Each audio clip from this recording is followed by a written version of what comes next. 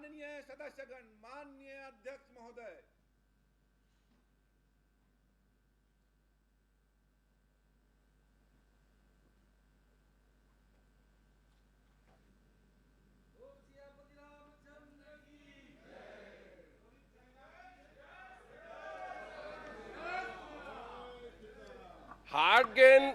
हाट gain बाजार गे नवगे नवोध्या, हाट gain बाजार गे नवगे नवोध्या, अधन है तुम्हार बाबा हो। हमन ले दे के चंदा दे रहे तेरा लेगे आरएसएस के बड़का पंडा। वंदे मातरम, उसके पश्चात राष्ट्रगान और पश्चात राष्ट्रगीत अरपा पैरी के धार होगा। माननीय सदस्यों से अनुरोध है, कृपया अपने स्थान पे खड़े।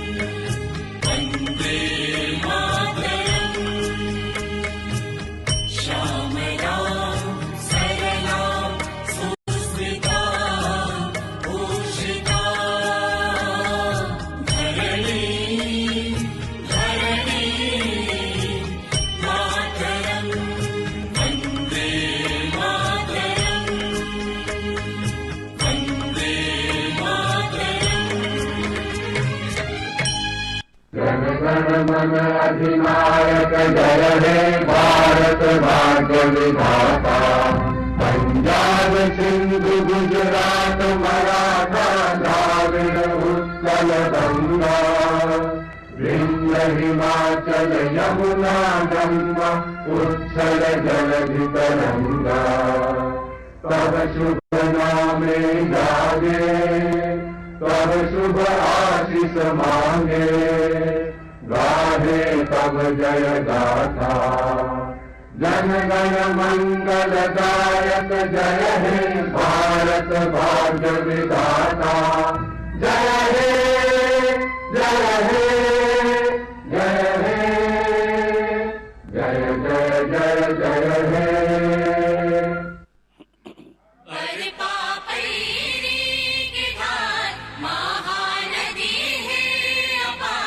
इंद्रावती हा पखारे डोरी पई।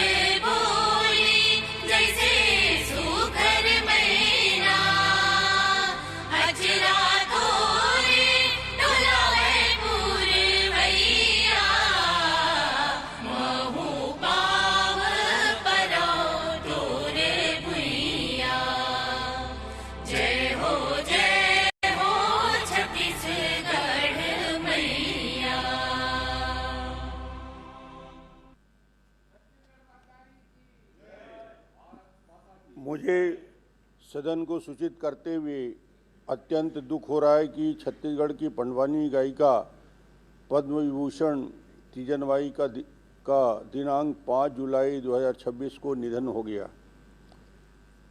तीजन बाई का जन्म 24 अप्रैल 1956 को ग्राम अटारी, जिला दुर्ग के पारधी परिवार में हुआ था।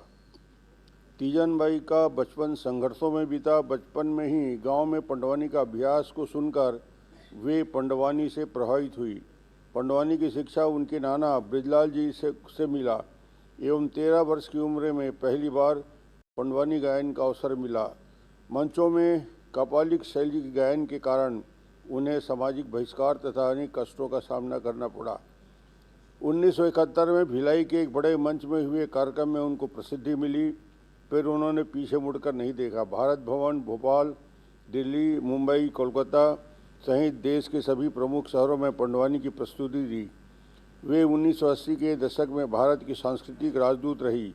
London, France, Europe, Italy, Germany, England, Japan, Switzerland, Paris सहित विश्व के अनेक देशों में उनकी यात्रा तीजन बाई ने छत्तीसगढ़ के लोक संगीत पंडवानी को विश्व पटल पर प्रसिद्धि दिलाई।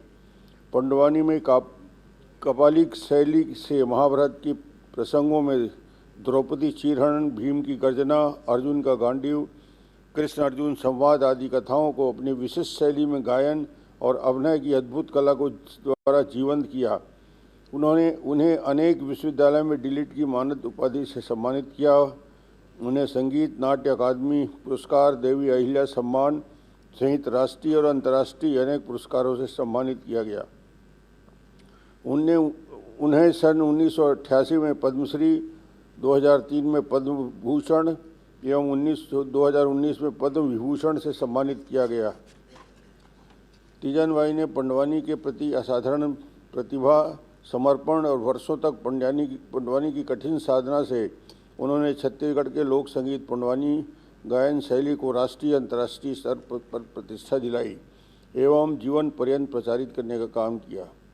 उनके निधन से प्रदेश तथा देश के प्रसिद्ध संगीत साधिका और विदुषी पंडवानी गायिका खो दिया है। माननीय मुख्यमंत्री। माननीय अध्यक्ष महोदय, पद्म विभूषण से सम्मानित विश्वविख्यात पंडवानी गायिका एवं छत्तीसगढ़ की गौरवशाली लोक संस्कृति की अग्रदूत डॉक्टर तीजन बाई जी का 5 जुलाई 2026 को दुखद निधन हो गया। उनके निधन से छत्तीसगढ़ ने अपनी लोक संस्कृति का एक अनमोल रत्न खो दिया है। उनके जाने से कला और सांस्कृतिक जगत को अपूर्णीय क्षति हुई है। डॉक्टर तीजन बाई ने पंडवानी गायन की कापालिक शैली को अपनाकर उसे नई पहचान दी। उनकी प्रस्तुतियों में गायन, नृत्य और अभिनय का अद्भुत समन्वय देखने को मिलता था। पात्रों का सजीव चित्रण, उनकी ओजपूर्ण वाणी और स्वर का उतार चढ़ाव दर्शकों को मंत्र मुक्त कर देता था। राष्ट्रपति श्रीमती द्रौपदी मुर्मू जी, प्रधानमंत्री श्री नरेंद्र मोदी जी एवं केंद्रीय मंत्रियों ने डॉक्टर तीजन बाई जी के कला के क्षेत्र में उल्लेखनीय योगदान का स्मरण कर उन्हें श्रद्धांजलि अर्पित की है। प्रधानमंत्री श्री नरेंद्र मोदी जी राजसो में जब रायपुर आए थे तब उन्होंने डॉक्टर तीजन बाई के परिजनों से फोन पर बात कर उनका कुशल क्षेम पूछा था। डॉक्टर तीजन बाई जी का जीवन संघर्ष, साधना और समर्पण का प्रेरक उदाहरण रहा। जिस समय महिलाओं की पंडवानी गायन में भागीदारी बहुत सीमित थी, उस दौर में उन्होंने सामाजिक रूढ़ियों को चुनौती देते हुए अपनी सशक्त पहचान बनाई। देश विदेश के अनेक प्रतिष्ठित मंचों पर पंडवानी लोक कला का परचम लहराया। एशिया और यूरोप सहित विश्व के अनेक देशों में अपनी प्रभावशाली प्रस्तुतियों के माध्यम से उन्होंने छत्तीसगढ़ की सांस्कृतिक पहचान को विश्व पटल पर स्थापित किया। उनके अद्वितीय योगदान के लिए उन्हें पद्मश्री, पद्म भूषण, संगीत नाटक अकादमी पुरस्कार सहित राष्ट्रीय और अंतर्राष्ट्रीय स्तर पर अनेक प्रतिष्ठित सम्मान प्राप्त हुए। भारत सरकार द्वारा वर्ष 2019 में उन्हें देश के दूसरे सर्वोच्च नागरिक सम्मान पद्म विभूषण से सम्मानित किया गया। यह गौरव प्राप्त करने वाली वे छत्तीसगढ़ की एकमात्र विभूति हैं। अनेक विश्वविद्यालयों द्वारा उन्हें डीलिट की मानद उपाधि से भी सम्मानित किया गया। उनका योगदान भारतीय लोक संगीत के इतिहास में सदैव स्वर्ण अक्षरों में अंकित रहेगा। डॉक्टर तीजन बाई जी हमारी संस्कृति के सशक्त वाहक थीं। उनकी कला, साधना और समर्पण आने वाली पीढ़ियों को अपनी सांस्कृतिक विरासत पर गर्व करने तथा उसे आगे बढ़ाने की प्रेरणा देता रहेगा। मैं इस सदन की ओर से डॉक्टर तीजन बाई जी को विनम्र श्रद्धांजलि अर्पित करता हूं तथा ईश्वर से प्रार्थना करता हूं कि दिवंगत पुण्य आत्मा को अपने श्री चरणों में स्थान दें और शोकाकुल परिजनों, उनके असंख्य प्रशंसकों तथा कला जगत को इस अपार दुख को सहने की शक्ति प्रदान करें। ओम शांति। माननीय अध्यक्ष महोदय, आज हम लोग इस सदन में पद्म विभूषण तीजन बाई जी को श्रद्धांजलि देने के लिए खड़े हैं।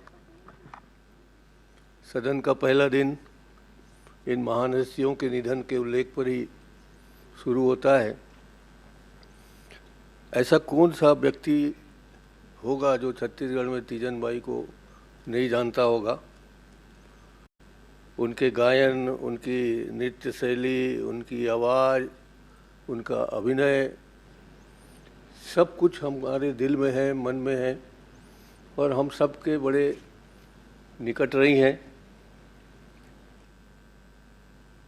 पड़ोस में भूपेश भाई जी हैं, बचपन के उनके साथ रही, वो हमें बार बार उनके किस्से सुनाया करते रहे और हम सब लोगों ने अपने अपने क्षेत्रों में बुलाकर उनको सुनना अपना सौभाग्य माना।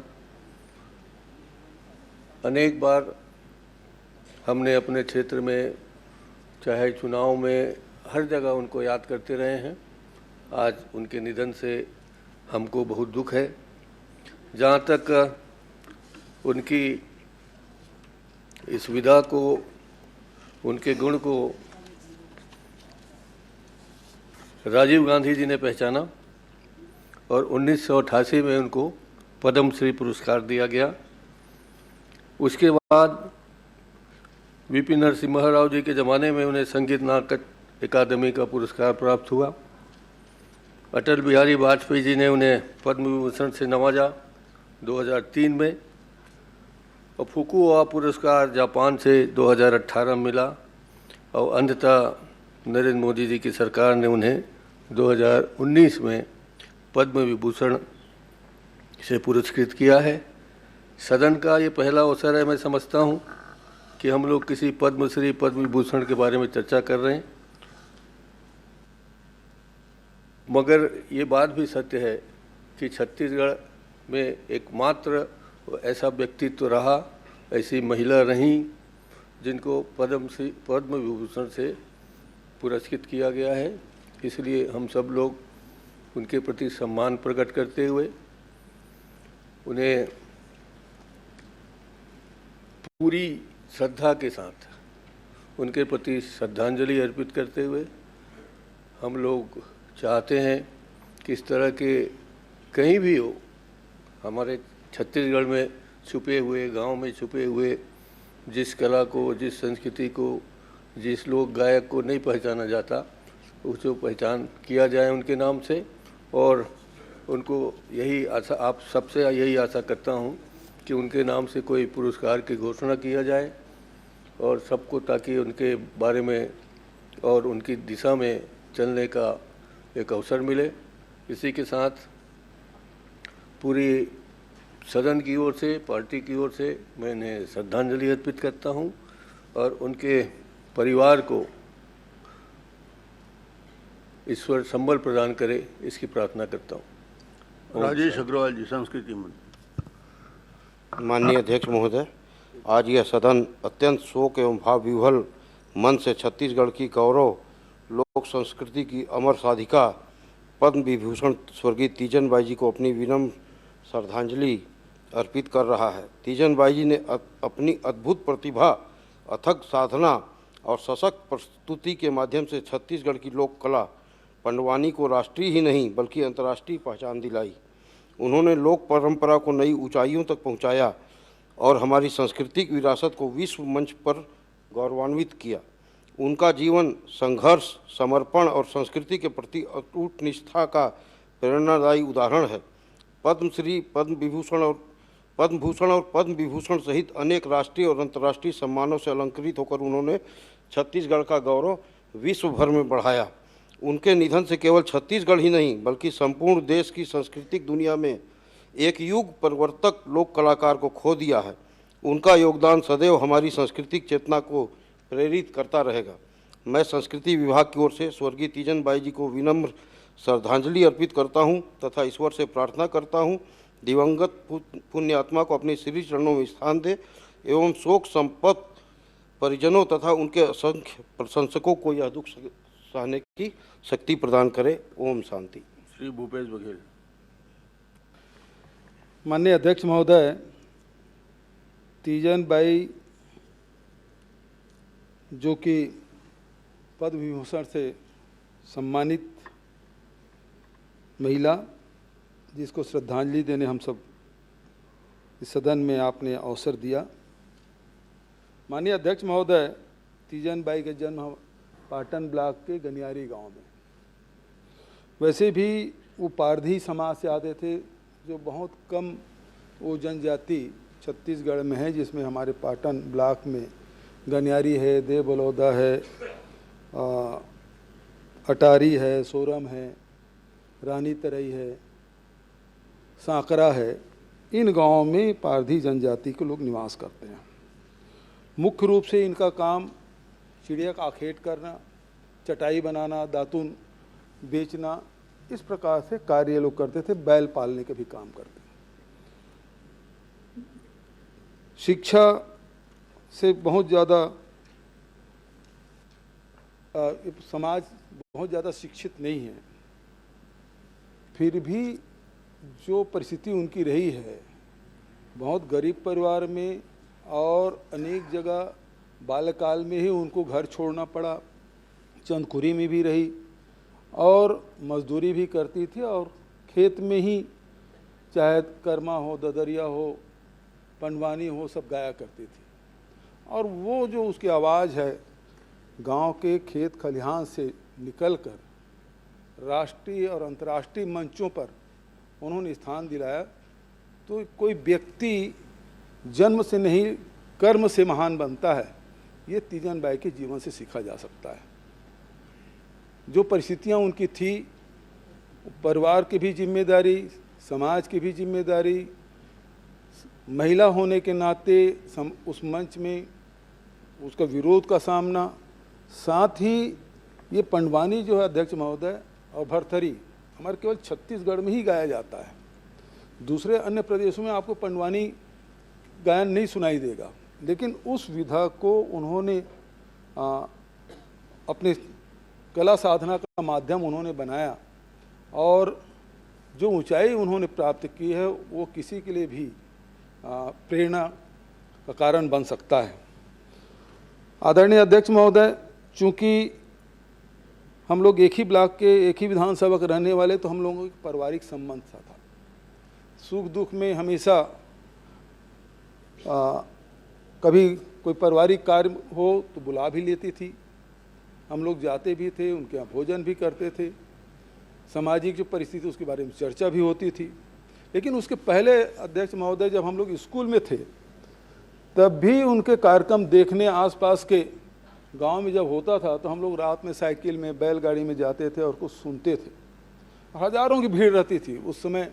जो प्रारंभिक दौर है तो निश्चित रूप से किसी कलाकार का एक स्वर्णिम काल होता है, तो जो उस दौर में हजार भीड़ पंडवानी सुनने के लिए पहुंच जाया करते थे। और पूरे छत्तीसगढ़ में, जैसे कि डॉक्टर महंत ने कहा, कौन नहीं जानता तीजन बाई को। तो एक ऐसे व्यक्ति के जाना निश्चित रूप से एक कला के क्षेत्र में एक अपूर्णीय क्षति। छत्तीसगढ़ ने एक प्यारी बेटी उन्होंने खो दी और पंडवानी को, छत्तीसगढ़ को, छत्तीसगढ़ी भाषा को जो मान तीजन बाई ने राष्ट्रीय और अंतर्राष्ट्रीय जगत में दिलाया, उसके कोई मुकाबला नहीं। अध्यक्ष महोदय, इस अवसर पर उन्हें मैं श्रद्धा सुमन अर्पित करता हूं, साथ ही परिवार को दुख सहने की क्षमता प्रदान करे, ऐसी ईश्वर से प्रार्थना करता हूं। ओम शांति। माननीय अध्यक्ष महोदय, पंडवानी की अंतर्राष्ट्रीय गायिका लोक कलाकार जगत की अधिष्ठात्री तीजन बाई जी का जाना हम पूरे छत्तीसगढ़ वासियों के लिए, दुर्ग जिला वासियों के लिए, ग्राम गनियारी और नगर पालिक निगम क्षेत्र भिलाई के सभी लोगों के लिए बहुत अपूर्णीय क्षति है। क्योंकि हम लोग सब जानते हैं कि तीजन बाई एक गांव से निकलकर कई बार ऐसा लगता है कि परमात्मा विधि का विधान भी कैसा है, बहुत विषम परिस्थिति में जिनका जन्म हुआ और अपने कर्म योग के माध्यम से कर्म योगिनी बनकर गरीबी को, जाति पंथ के भेदभाव को दूर करते हुए सिर्फ दुर्ग नहीं, रायपुर नहीं, भोपाल, मुंबई, दिल्ली और दिल्ली देश सीमा से बाहर देश के 70 से ज़्यादा देशों में उन्होंने छत्तीसगढ़ी भाषा, लोक कला, पंडवनी गायन के माध्यम से उन्होंने महाभारत महाकाव्य को उन्होंने मंचन के रूप में छत्तीसगढ़ को पूरे देश और दुनिया में प्रसारित किया और विश्व में भी छत्तीसगढ़ी भाषा के द्वारा पहली कोई कला जगत की अधिष्ठात्री है जिन्होंने महाभारत महाकाव्य को छत्तीसगढ़ी भाषा में मंचन किया। तंबूरे के माध्यम से जब वो बोलती थी, हमारे यहाँ भिलाई स्टील प्लांट के द्वारा एक कार्यक्रम हुआ, पहली बार उनको देखने का सौभाग्य मिला और तंबूरे में जब वो भीम गर्जना जब करती थी तो ऐसा लगता था कि साक्षात महाभारत काल में आ गए, भीम यहाँ उपस्थित हो गए। अर्जुन माणे बाण जब वो बोलती थी तो ऐसा लगता था कि अर्जुन गांडीव धर पकड़कर वो स्वयं मंच में आ गए, ऐसा वो प्रस्तुति उनका होता था। आज उनका जाना इस पूरे छत्तीसगढ़ के लिए, कला जगत के लिए बहुत अपूर्णीय क्षति है। 1.5 साल पहले जब उनका स्वास्थ्य खराब हुआ तो माननीय मुख्यमंत्री श्रद्धेय विष्णुदेव साय जी के निर्देश पे हमारे स्वास्थ्य मंत्री श्याम बिहारी जायसवाल जी और उनकी पूरी टीम जब हम सब भिलाई गनियारी उनके गृह निवास पहुँचे तो माननीय मुख्यमंत्री के निर्देश पे ही उनके आवास पे एक नर्स, एक डॉक्टर 24 घंटा उनके स्वास्थ्य सेवा के लिए वहाँ पे नियुक्त किया गया और उनको अस्पताल में भर्ती होने से डर लगता था।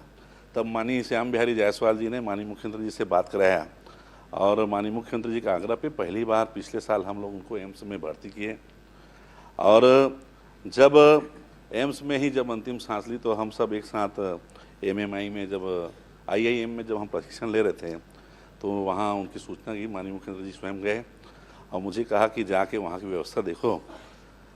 पहली बार गनियारी के इतिहास में इतने बड़े कला जगत के समूह के लोग वहाँ पे आए।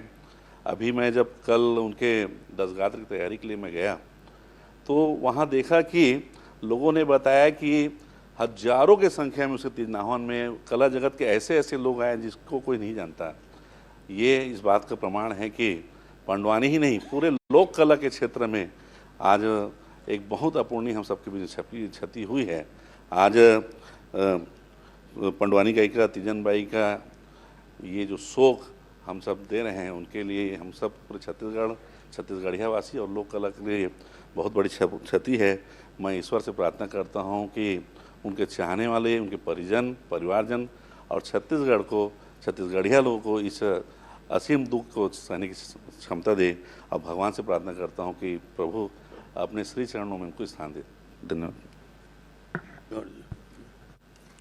माननीय अध्यक्ष महोदय, आज हम एक ऐसे विदुषी महिला जिन छत्तीसगढ़ के कला जगत के पहचान और प्रसिद्धि केवल प्रदेश और देश नहीं अंतर्राष्ट्रीय स्तर पे एक नाम दिला के काम छत्तीसगढ़ ला करीन। पद्मश्री, साहित्य नाटक अकादमी से पुरस्कार से सम्मानित, पद्म विभूषण से सम्मानित स्वर्गीय तीजन बाई जी जेकर हमेशा सानिध्य हमन ला कला जगत के हर एक साथी ला मिले। हमन जब भिलाई इस्पात संयंत्र के कार्यक्रम SRC कला और संस्कृति विभाग के कार्यक्रम हुए महोत्सव उनमें कलाकार के रूप में हमन जब जान वहाँ प्रस्तुति में तो हम अपन प्रस्तुति के पहले ओकर मंची प्रस्तुति ला देखन, ओकर शैली, ओकर अंदाज निश्चित हम सब कलाकार साथी मन पर एक प्रेरणा, एक प्रकाश पुंज के तरह रहे जे हम सब ला एक संबल प्रदान करे। और आज गनियारी से निकल के पूरा अंतर्राष्ट्रीय स्तर पर एक प्रसिद्धि निश्चित ही वो हम सब के एक गौरव के क्षण आज जरूर हमारे बीच नहीं है, लेकिन हम बचपन से वाला सुना था ओकर भाव ओकर भंगिमा तमूरा ला जब पकड़े ओकर बाद जब प्रस्तुति करे और जैसे जैसे प्रसंग आए ओकर हिसाब से जब प्रस्तुति दे तो निश्चित ही वो मंच अपन आप में एक अद्भुत रहे। अंतर्राष्ट्रीय स्तर पर अगर पहचान के बात करें माननीय अध्यक्ष महोदय, तो एक पद्मश्री तीजन बाई जी और एक हबीब तनवीर जी जिन अंतर्राष्ट्रीय स्तर पे छत्तीसगढ़ के पहचान दिला के काम करिस, हम पूरा कला जगत की तरफ से भी और अतका हृदय के साथ वो परमपिता परमात्मा से यही निवेदन करथन कि वो शोक संतप्त परिवार ला ये दुख के बेला में शक्ति दे और बोला ये दुख सहन करे के शक्ति प्रदान करे। ये भावना के साथ ओम शांति। एक मिनट गुरु जी।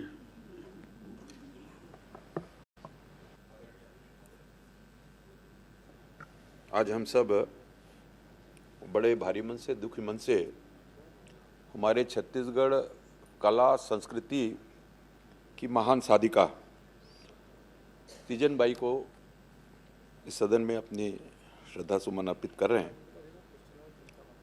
वास्तव में तीजन बाई हमारे इस छत्तीसगढ़ से और पंडवानी को लेकर उन्होंने पूरे देश और दुनिया को और इस कला से परिचित कराया है।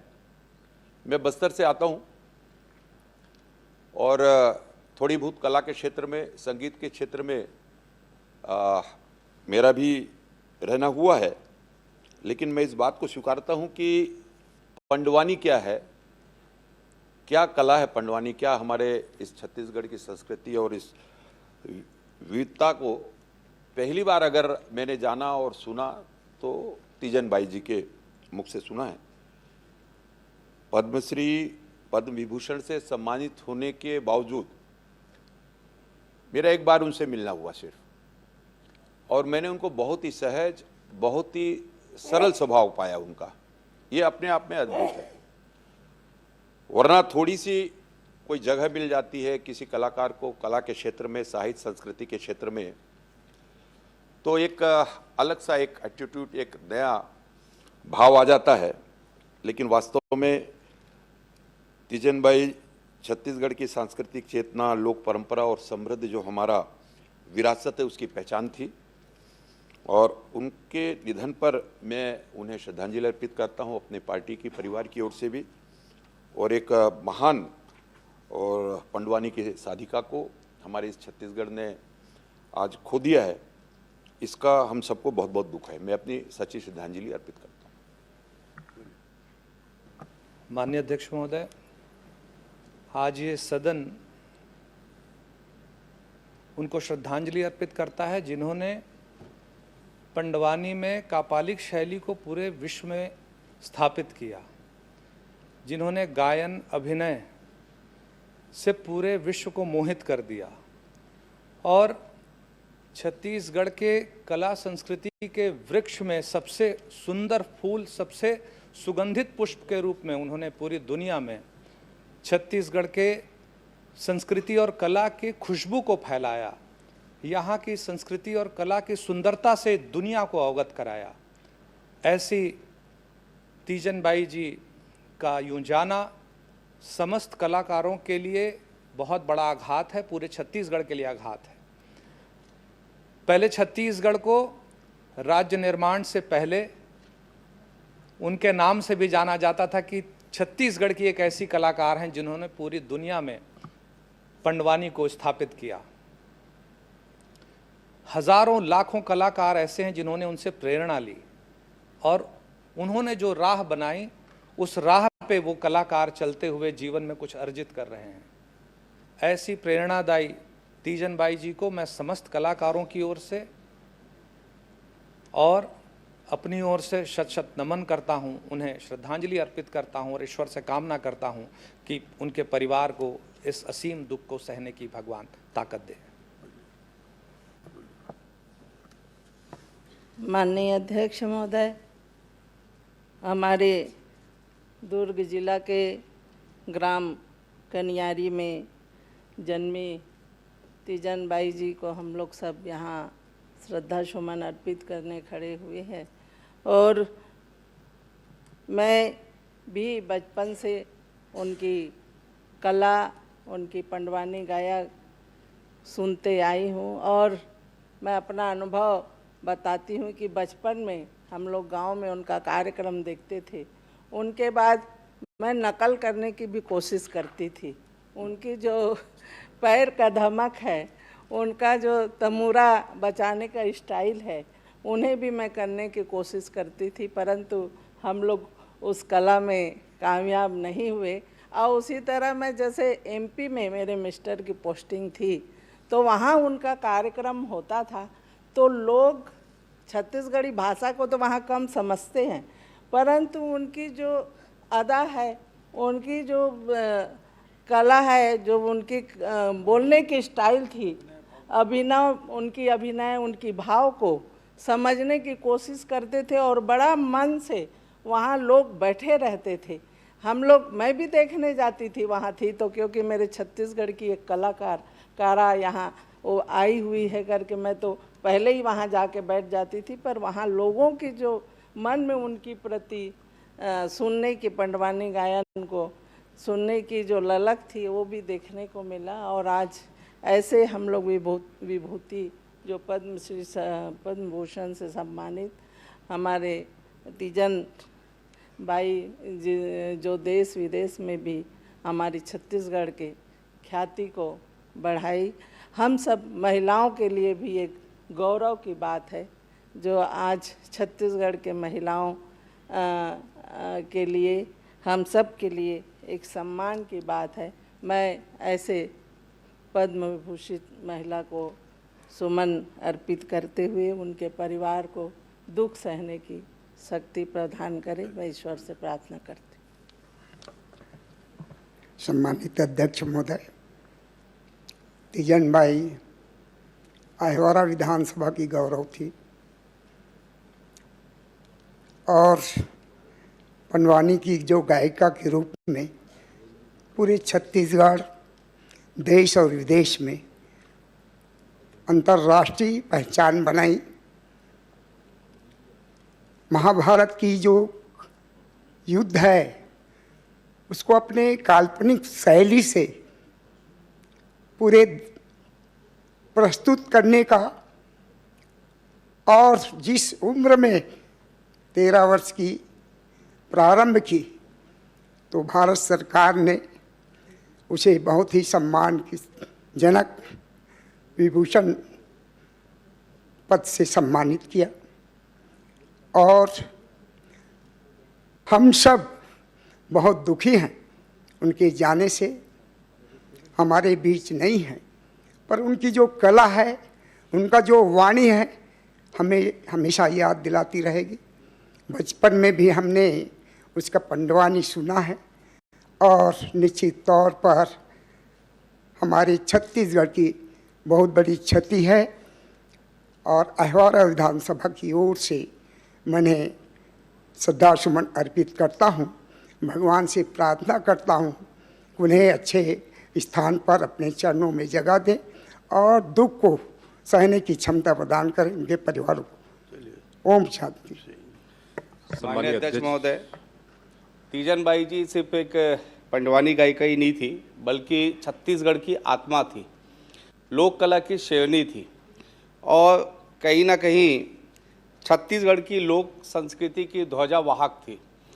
और जिस प्रकार से भिलाई, क्योंकि नेहरू कल्चरल हाउस जहाँ पे उनका हमेशा एक प्रस्तुति जो है भिलाई इस्पात संयंत्र के द्वारा होता था, और जब हम लोग छोटे थे सब देखने जाते थे वहाँ पे, और जो उनकी जो कला थी, उस कला एक गांव के चौपाल से लेकर विश्व के पटल तक जिस प्रकार से छत्तीसगढ़ की माटी की खुशबू को उन्होंने पहुंचाया, निश्चित रूप से जो है छत्तीसगढ़ हमेशा गौरवित हुआ है। माननीय अध्यक्ष महोदय, तीजन बाई जी की यादें जो है, हम सब उनके विचारों को, उनके यादों को, उनके कला को जो है हमेशा जीवन भर याद रखेंगे। भिलाई जो शिक्षाधानी कहा जाता था और भिलाई जो कलाधानी बना, वो कलाधानी बनाने में अगर भिलाई में अगर किसी का सबसे बड़ा योगदान रहा तो तीजन बाई जी का रहा। तो मैं उन्हें श्रद्धांजलि अर्पित करता हूँ अपने वैशाली नगर विधानसभा की ओर से। अध्यक्ष महोदय, पद्म विभूषण से सम्मानित डॉक्टर तीजन बाई का जाना छत्तीसगढ़ के इस माटी की बेटी, जिन्होंने पूरे छत्तीसगढ़ का मान सम्मान राष्ट्रीय अंतर्राष्ट्रीय पटल पर जिन्होंने रखा और महाभारत की कथाओं को, जिसको पांडवों की कथा कहा जाता है, उसको दमदार आवाज़ के माध्यम से कापालिक शैली की, जिसको खड़े होकर अभिनय करना कहा जाता है, उस माध्यम से पूरे वैश्विक पटल पर स्थापित करना, पहचान दिलाना, ये डॉक्टर तीजन बाई जी ने किया और आज हमारे मध्य नहीं है। और जो उनका जन्म दुर्ग के जो गनियारी गांव में हुआ और पारधी जनजाति से ताल्लुकात रखने वाली हमारे तीजन बाई का बचपन बहुत ही संघर्षपूर्ण रहा। जब उन्होंने अपने नाना से प्रेरणा लेकर के, ब्रिजलाल जी से प्रेरणा लेकर के महाभारत की कहानियों को जब गाते सुना और उन्हीं के प्रेरणा से जब उसको औपचारिक प्रशिक्षण प्राप्त किया और उसको गायन चालू किया, तब उस समय में लड़कियों का और विशेष करके उस समाज में पंडवानी गाना बहुत ही वर्जित माना जाता था। और लेकिन सभी सामाजिक बंधनों को तोड़ते हुए डॉक्टर तीजन बाई जी ने इस कला को अपनी साधना बनाया और पंडवानी गायन शैली को आज राष्ट्रीय अंतर्राष्ट्रीय पटल पर उन्होंने स्थापित किया। पंडवानी गायन शैली का जो अर्थ है पांडवों की वाणी, और तीजन बाई कपालिक शैली की पहले महिला कलाकार थी जो अपने हाथ में तंबूरा लेकर गाती थी और गायन के माध्यम से जो मंच पर महाभारत के विभिन्न किरदार, जो भीम है, अर्जुन है, दुर्योधन का, उनका स्वयं अभिनय करके उसको जीवंत तरीके से उसको प्रस्तुतिकरण करती थी। प्रमुख स्तर पर उनका जो अभिनय के माध्यम से उन्होंने इस चीज़ को स्थापित किया और उन्होंने राष्ट्रीय स्तर पर, अंतर्राष्ट्रीय स्तर पर जो उपलब्धियां हासिल की, चाहे वो पद्मश्री हो, चाहे नाटक अकादमी पुरस्कार हो, पद्म विभूषण हो, पद्म विभूषण हो, इनके माध्यम से हमारे राज्य को और देश को गौरवान्वित किया है। हमारे प्रदेश के यशस्वी मुख्यमंत्री जी ने इस बात के लिए उनके जब शोक सभा आयोजित की गई थी तो वहाँ पर श्रद्धांजलि सभा, वहाँ पर उन्होंने इस बात के लिए राज्य अलंकरण सम्मान के लिए भी घोषणा की गई है। इस बात का भी मैं इस सदन को जानकारी देना चाहता हूँ। और आज उनका जाना हम सब के लिए बहुत ही पीड़ादायक है और क्योंकि उन्होंने अपने दम पर हमारे छत्तीसगढ़ की संस्कृति को वैश्विक मंचों पर पहुंचाया और 70 वर्षों की इस अवधि में जो हमने इस महान गायिका को खोया और आज हम सभी उनको श्रद्धांजलि अर्पित कर रहे हैं। हम चाहते हैं कि उनको प्रभु अपने श्री चरणों में स्थान प्रदान करें। मैं अपनी ओर से उन्हें अपनी ओर से श्रद्धांजलि अर्पित करता हूँ। मैं सदन की ओर से शोकाकुल परिवार के प्रति हार्दिक संवेदना व्यक्त करता हूँ। दिवंगत के सम्मान में अब सदन कुछ देर मौन धारण करेगा।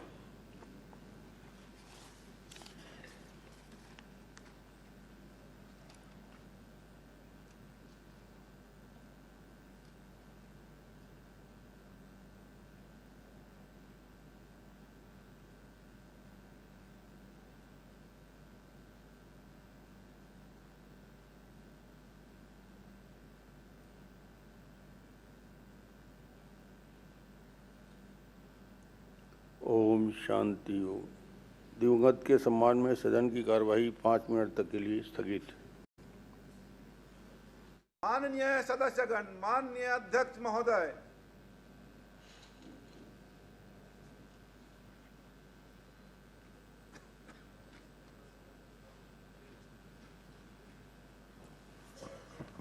प्रश्नकाल क्रमांक 1 सुश्री लता उसेंडी जी।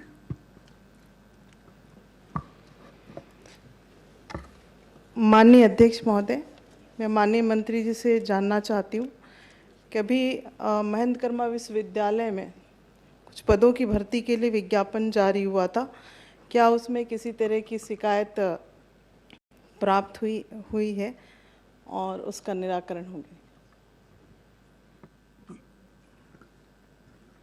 माननीय अध्यक्ष महोदय,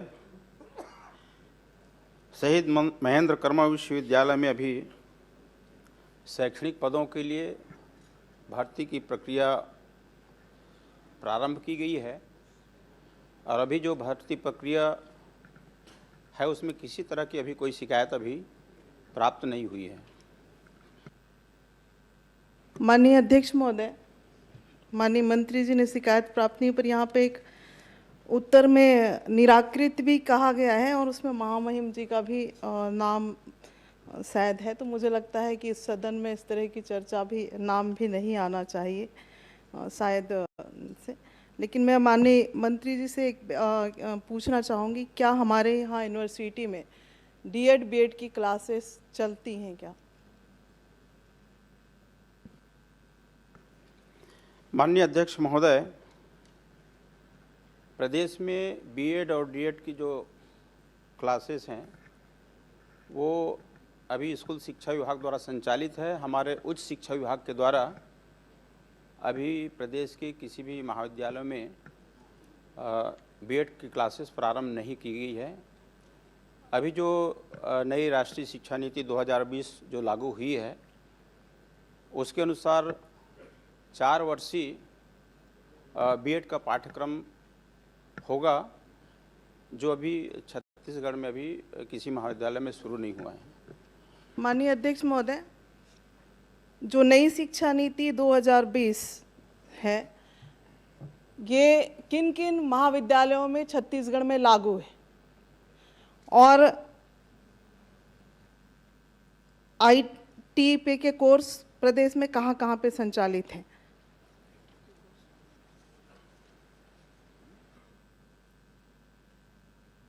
माननीय अध्यक्ष महोदय, राष्ट्रीय शिक्षा नीति 2020 प्रदेश के सभी महाविद्यालयों में और सभी विश्वविद्यालयों में लागू है। माननीय अध्यक्ष महोदय, महेंद्र कर्मा विश्वविद्यालय में लागू है क्या? जी, वहाँ पे भी लागू है, महेंद्र कर्मा विश्वविद्यालय में।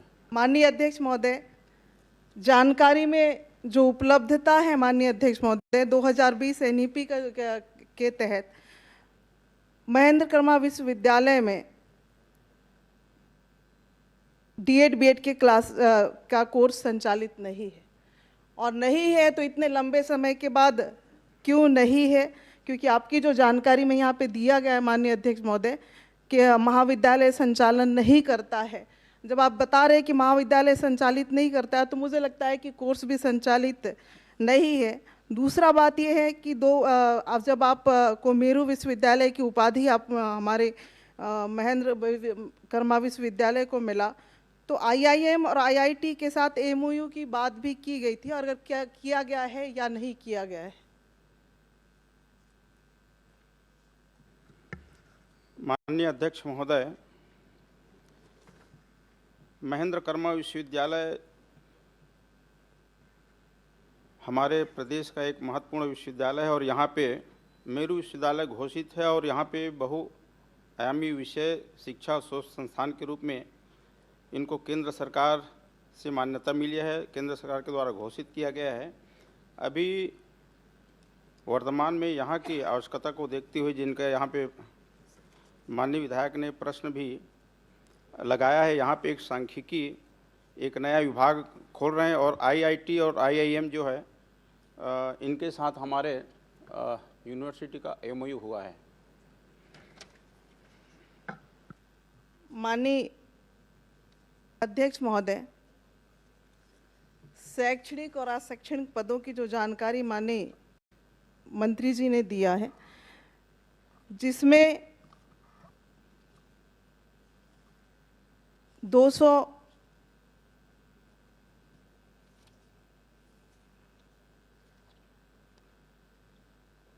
265 पद स्वीकृत हैं और मात्र 29 पद भरे हुए हैं।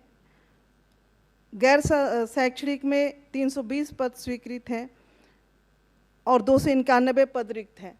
तो वित्त विभाग से इसकी सहमति आपको मिल चुकी है या नहीं मिली है? अगर मिली है तो भी इसको कब तक करेंगे? और जो शिकायत मैंने कहा कि प्राप्त हुआ था बीच में भर्ती के लिए, उसको किस एजेंसी के द्वारा आपने जांच कराया है?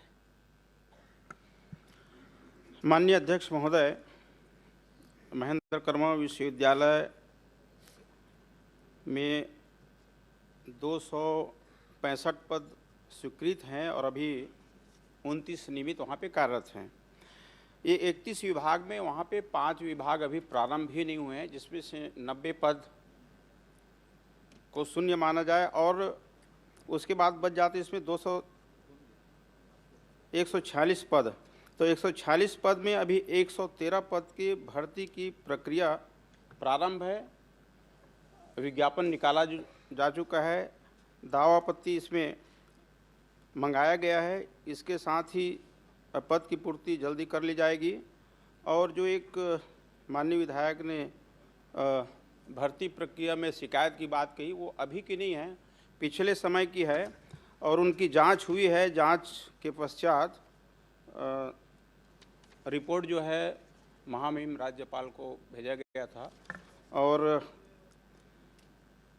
उनका अवलोकन और परीक्षण करने के पश्चात माननीय राज्यपाल कुलाधिपति के द्वारा 13/2/2026 को शिकायत को निराधार होने के कारण इसको नस्तीबद्ध कर दिया गया है। अजय जी। माननीय अध्यक्ष महोदय, लता जी ने एक अच्छा विषय उठाया है, लेकिन एक माननीय मंत्री जी से मैं एक बात जानना चाहूँगा कि प्रदेश में जितने बीएड कॉलेज हैं 2 वर्षीय हैं, आपने बताया, तो एनसीटी इससे पहले मान्यता मिलती थी 2 वर्षीय की, तो जितने बीएड कॉलेज हैं उसको आज की तारीख में आईटीईपी में बहुउद्देशीय जो शिक्षण संस्थान है उसमें परिवर्तित करने के लिए आप क्या कदम उठा रहे हैं कि आप 2 वर्षीय बीएड ही चलाएंगे? एक दूसरा, कोंडागांव के लिए जो आवेदन आपको प्राप्त हुए हैं वो 2 वर्षीय खोलने जा रहे हैं कि 4 वर्षीय खोलने जा रहे हैं?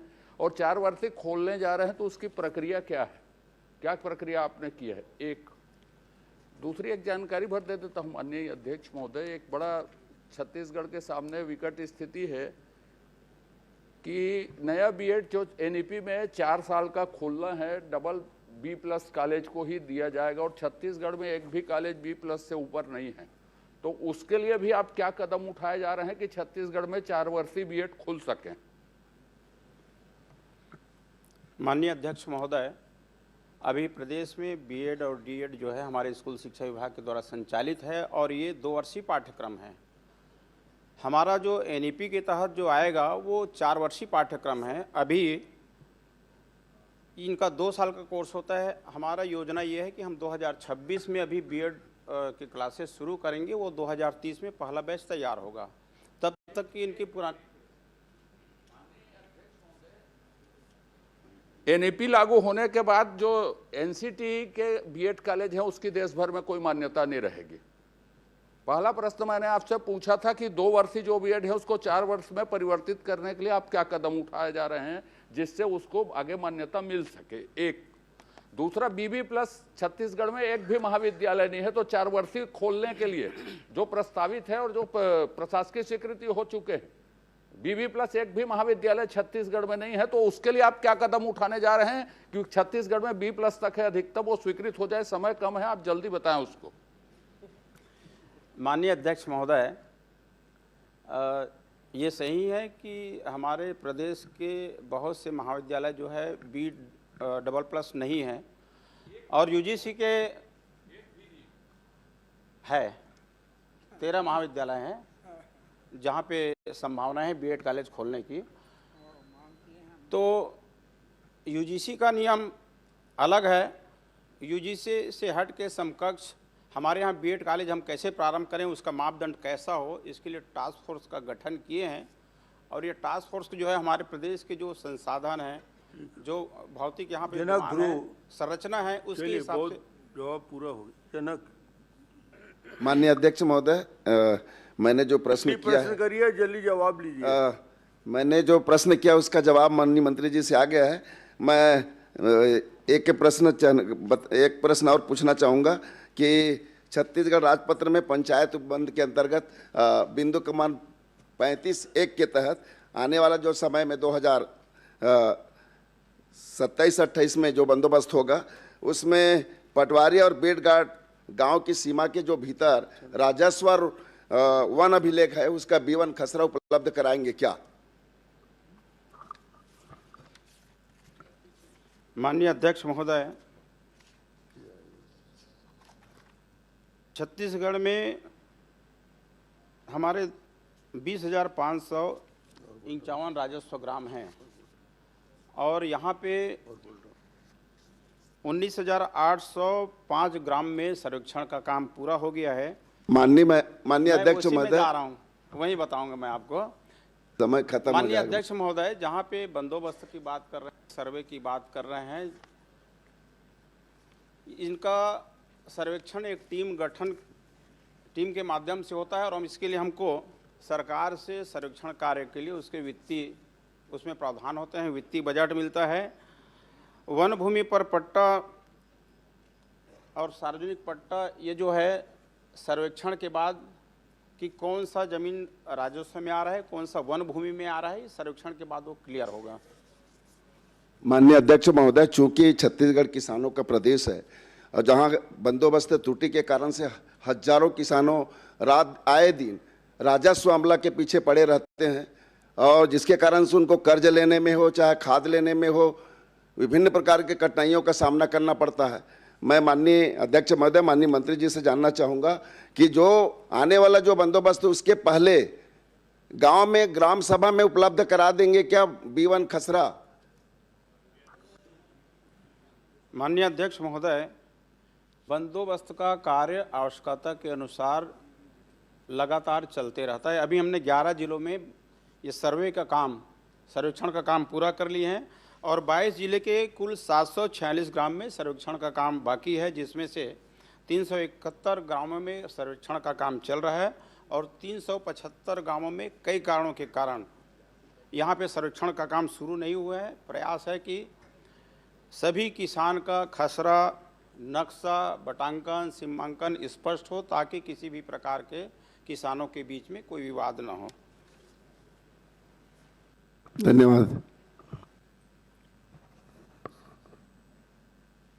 अब 1 सेकंड में क्या पूछोगे आप? चलिए, प्रश्नकाल समाप्त।